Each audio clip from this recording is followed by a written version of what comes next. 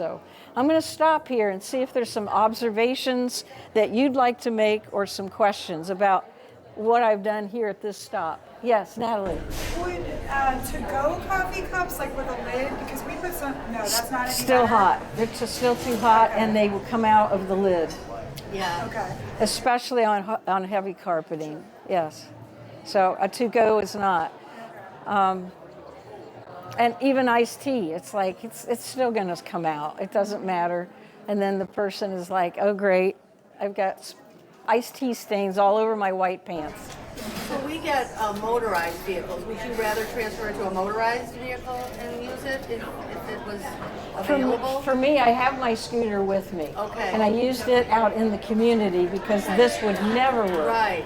But I wanted to stay in this chair. Yeah. It's much easier for me than the scooter is very, very big and cumbersome. Yeah. Especially restrooms.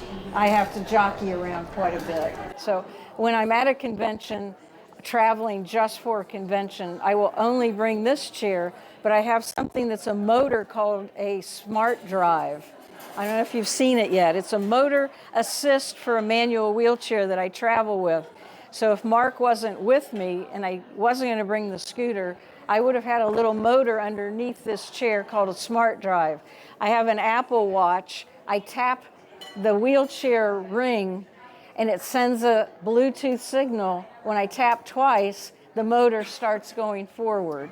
I tap twice again and it slows it down and comes to a stop. So that's my solution, a Smart Drive. Yes?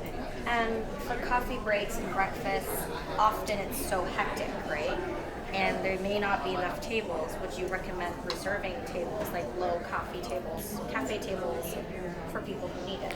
She asked if tables could be reserved just for people who need it. That might be an option, but just thinking about why not have more tables? Do people like to stand and have conversations all the time?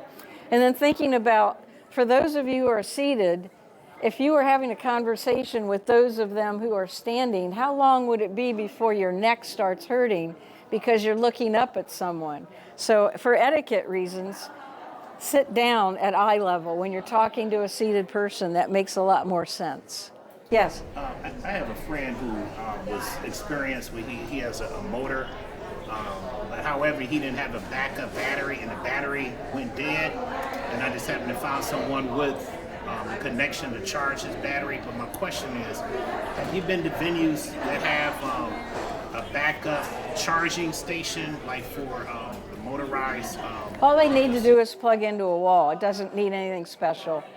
So they just need to bring their charger, and I have a charger for my scooter, and last night I plugged it in and it's fully charged today.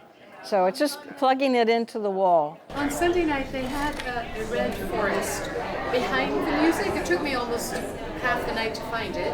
Okay. So it was moderately less noisy than that, but every single one of the chairs was this high thing where you sit up Okay. and even for people who are able to sit on those high things, it's not necessarily my favorite. Yeah, the bar.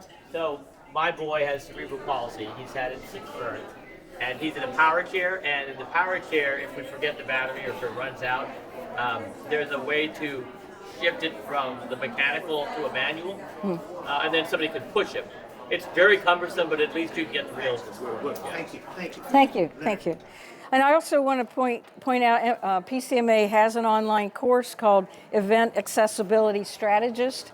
Anybody can take that course. It's online through the Event Leadership Program and the PCMA Event Accessibility Strategist. So you can take that course at any time.